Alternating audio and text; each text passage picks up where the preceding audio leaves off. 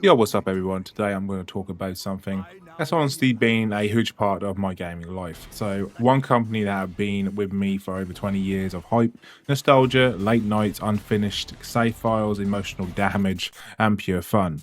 So, Bandai Namco, my favorite publisher on the planet, to be honest, no contest. And listen, I know people talk about favorite developer, favorite studio, but for me, the one constant across all my entire gaming life has been the stuff that Bandai Namco has been published.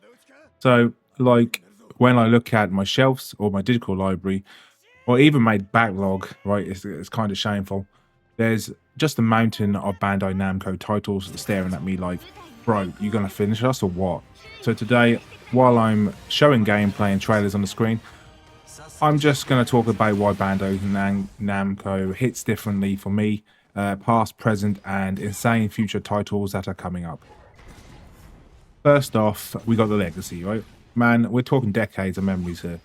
So I've got all the way back with Bandai Namco, like Digimon Story 3, like that sort of way back. So I'm still remembering as a kid spending hours grinding, evolving, and failing, trying again. The game carried my childhood, and then you got the classics like the original Digimon World, and then jumping ahead in time. You got Digimon Cyber Sleuth, which honestly was one of the most addicting JRPGs experiences I've had back then. I've had in a long time. The game had me glued to my screen for ages. I lost track of time in the digital world when I was playing it, right? I just completely lost track of time. I look at the time, look again, it'd be like 4 or 5 hours gone. And then in more modern times, we have Bandai Namco published one of the games that completely shocked me this year with just how good it was. So Digimon Story Time Strangers legit was one of the best modern games I have played. I was expecting it to be good, but not that good, dude. The game absolutely devoured like my free time. I didn't even complain, and it was just absolutely amazing. But yo, we got to be talking about one more thing, One Piece. So One Piece Pirate Warriors 4 is absolutely insane. If you're a One Piece fan, the game is basically therapy, dopamine, and a wish fulfillment all in one. You want to feel like a monster, right? You want to play with the big hitters. You want to clear the entire army in one combo, easy. And then go build with the DLC on top of that. Man, it just keeps going. I swear every time I open that game, I'm reminded I still haven't finished everything. But at the same time, I love the fact that it's still waiting there for me. And speaking of games as well, with pure style, come on, we got Scarlet Nexus, one of the coolest vibes in any anime-styled action game. We got Code Vein, the anime Souls-like I didn't even know I needed. God Eater, a series that has been feeding the monster hunting itch sort of the way before some people even knew it existed. Bandai Namco published them games. They don't just hit, they actually leave dents.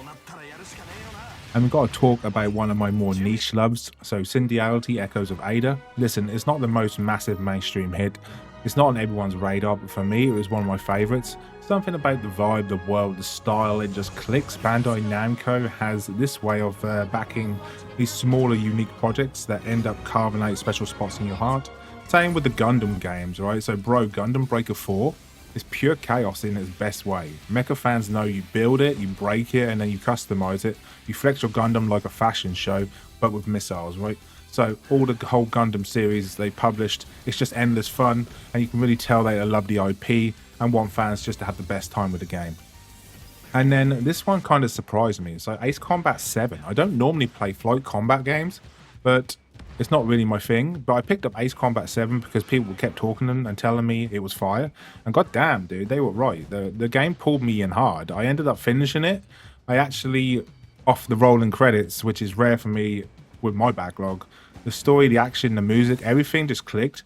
One of the most unexpected, amazing games experiences I've ever had in a flight game, right? Now, before I get to the upcoming stuff, I got some hype. So I've got to hype something up real quick.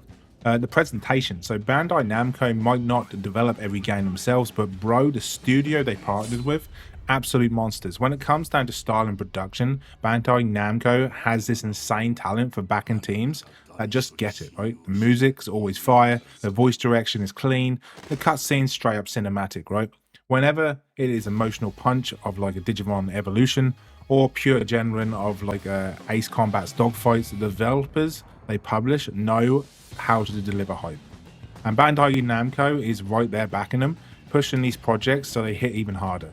That's why I keep replaying certain scenes on boss fights again and again. They don't just look cool, they blast you with insane hype, dopamine, and you get that hit that sticks with you for years.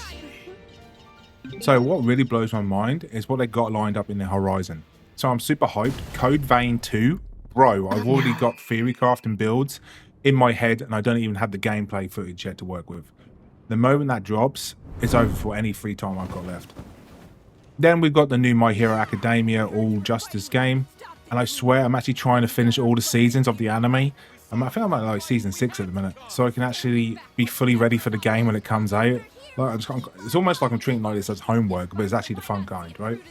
And don't even get me started with the Ultimate Edition of Bleach Rebirth of Souls.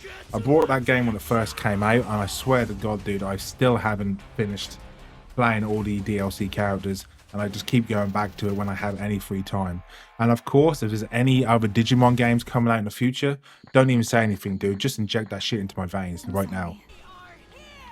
But here's the funny part, right? I'm hyped out of my mind for these games, but I'm also low-key stressed. Bro, I haven't even finished everything I already own.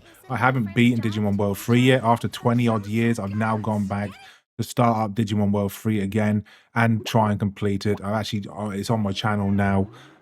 You can actually look and see that, yeah, I'm actually going back to try and complete it that I couldn't do in my childhood.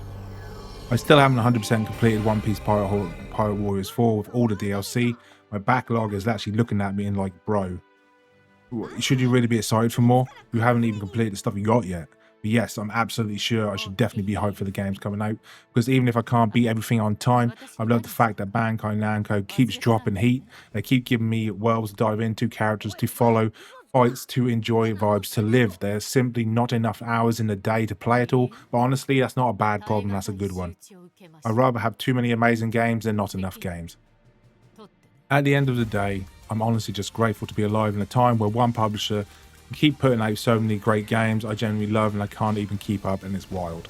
They're amazing games. I can't wait to play them all, even if Bandai Namco, you need to keep doing what you're doing. Even though my backlog may never forgive you, I absolutely will.